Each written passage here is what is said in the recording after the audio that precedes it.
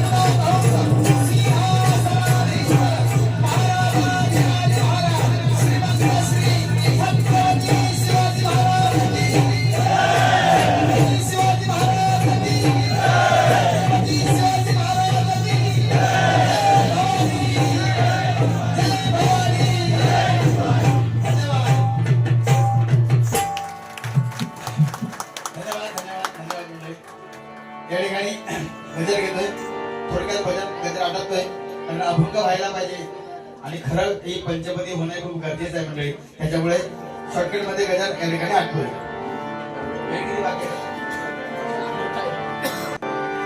ना झगडा ना तंटा ना भांडण पाहिजे, ना झगडा पाहिजे नाही तंटा पाहिजे नाही भांडण पाहिजे. तर या भगवंताच्या दरबारी काय पाहिजे तर भजन आणि भजन पाहिजे बघा मंडळी. भजनाबद्दल बोलणारे खूप आहे, फक्त वेळेचा अनुभव आहे, वेळेचा अनुभव फक्त आम्हाला केला, त्यामुळे लवकर लवकर आठवतो. ना झगडा ना तंटा ना भांडण पाहिजे, भगवंताच्या दरबारी भजन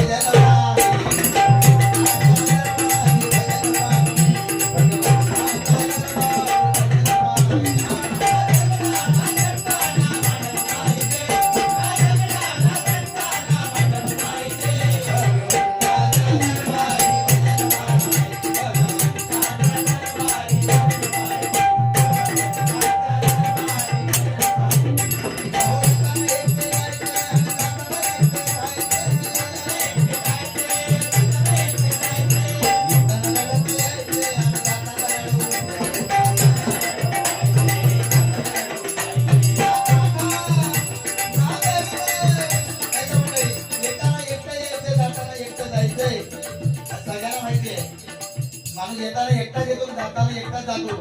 येताना रडतच येतो बघा, कुठले बाळ येताना रडतच येतं आणि जाताना माणूस कशा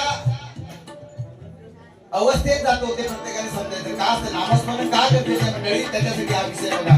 कारण माणूस जाताना येताना जसा रडत येतो, जाताना रडत जात नाही बघा.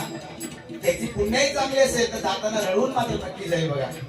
पण त्याचं कर्म चांगलं असलं पाहिजे, कर्म चांगलं पाहिजे तर तो माणूस येताना रडून जाईल बघा. एकदा आपण हे जग सोडून जेव्हा जाणार तेव्हा एक 4 माणसाच्या वेळात तरी अश्रू पाहिजे नाही का, नाहीतरी या जगण्यालाच अर्थ नाही बघा. मग काय म्हणतोय या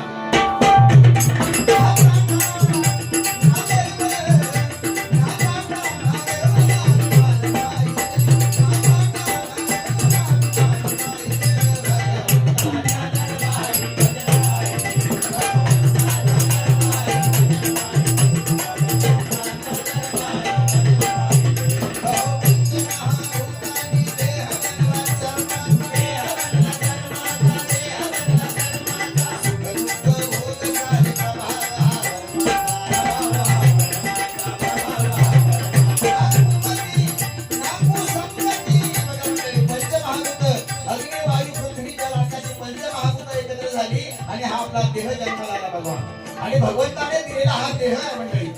आम्ही भजनिकाला म्हणताना आपण ह्या गोष्टीचं आम्हाला भान पाहिजे की हा देह आहे, हा भगवंताचा देह आहे आणि भगवंताच्या नामामध्येच हा विलीन व्हायला पाहिजे बघा. आम्ही तर काही आहे या गोष्टी आम्ही विसरत चाललोय, ही परंपरा विसरत चाललोय, संस्कृती विसरत चाललोय. हे भजन म्हणजे आम्ही आता मनोरंजनाचं साधन झालंय. आता काही लोक काही जण असं म्हणतात आम्ही तुमचं मनोरंजन करणार, मग तुझीला कसं आहे भजन कोण करणार, मग आणि फक्त मनोरंजन करणार. आम्ही ह्या भजनाकडे मनोरंजनात्मकच बघतोय आता. हे आमचं दुर्दैव मंडळी. या संतांचा वारसा आम्ही सांगतो, ज्या पंचरत्नांचा वारसा सांगतोय, त्यांनी आम्हाला काय दिलं. आता मुंडेकर बुवा बसले, काय केलं त्यांनी, काय सांगितलं आपल्याला, त्यांनी इतर काय गोष्टी सांगितल्या नाही, पिक्चरची गाणी म्हटली नाही का. हे वारसा, हा वारसा आम्ही म्हणतोय बघा. पण कालानुरूप सगळं भजन मध्ये काला येतच नाही ना, मा तसं बदललं पाहिजे, असं बदललं पाहिजे, पण किती बदललं पाहिजे हा सुद्धा आपण विचार केला पाहिजे बघा. प्रत्येक भजनी आणि हे तर फक्त लक्षात ठेवलं की भगवंताने दिलेली जबाबदारी माझ्यावर आहे, भगवंताने दिलेली जबाबदारी माझ्यावर आहे, हे भजन करायला मला भगवंताने दिलेलं आहे. एवढं फक्त मंडळी, फक्त कलावंताने आम्ही आठवण ठेवलं तरी खूप मोठं झालं बघा. म्हणून काय म्हणतोय, संगत चांगली असावी लागते, संगत चांगली असावी लागते. पहिली संगत आई वडिलांच्या नंतर गुरुची संगतीत राहायला पाहिजे बघा मंडळी. जोपर्यंत गुरुच्या संगतीत आम्ही काशीनाथ परमपुरांच्या आम्ही या मंडळामधून आम्ही त्याचे कोरस म्हणून आम्ही हळूहळू नाव रूपाला आलो. स्पर्धेच्या माध्यमातून तुम्हाला सगळ्यांना माहिती आहे, राजेंद्र नाडेकर, लाडनकरांचा, स्वप्नील कासरे किंवा इतर सगळे आमचे जयेश गाडी वगैरे सगळे, हे सगळे आम्ही स्पर्धेच्या माध्यमातून पुढे आलेले आहोत. त्यामुळे आमचा भजनाचा खूप आदर आहे आणि त्याप्रमाणे आम्ही भजन करण्याचा प्रयत्न करतोय. ठीक आहे या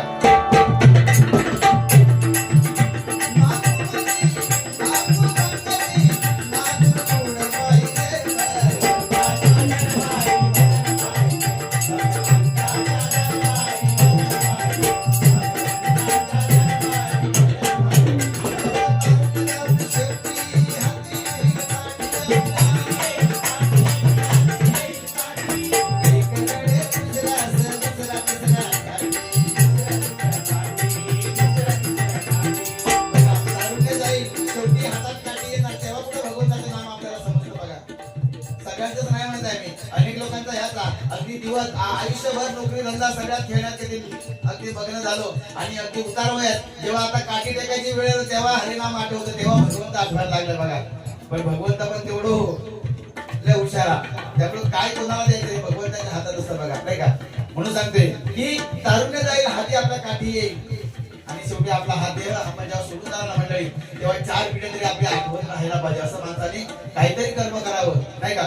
कारण आपण आपलं कुटुंब नेहमी आपल्या कुटुंबासाठी सगळं कष्ट करत असतो, पण जेव्हा माणूस कुटुंबासाठी जेवढा जगला तेवढे त्याची आठवण फक्त कुटुंबाने 1 वर्ष 2 वर्ष 3 वर्ष वर्षांत होईपर्यंतच केल्या, त्याच्यानंतर आठवण नाही. तो समाजासाठी जगला, तो धर्मासाठी जगला, त्याची आठवण ही कायम निरंतर हा समाज ठेवत आहे, ही लोक ठेवत असतात बघा. म्हणून आपण हे कर्म, आपली समाजसेवा, आपली मातृपितृ सेवा, ह्या गोष्टी आपल्याला लक्षात घ्यायला पाहिजे बघा मंडळी. भजन केलं म्हणजे आम्ही पण मोठे झाले, मी तर पण मोठं नाहीच आहे, त्याबद्दल वादच नाही, पण तरी सुद्धा ही सन्मानाची खुर्ची तुमच्यामुळे आम्हाला मिळते मंडळी बघा. म्हणून तुमच्या या ठिकाणी पुण्याचा एकदा आशीर्वाद घेतो आणि हा गजर संपवतो.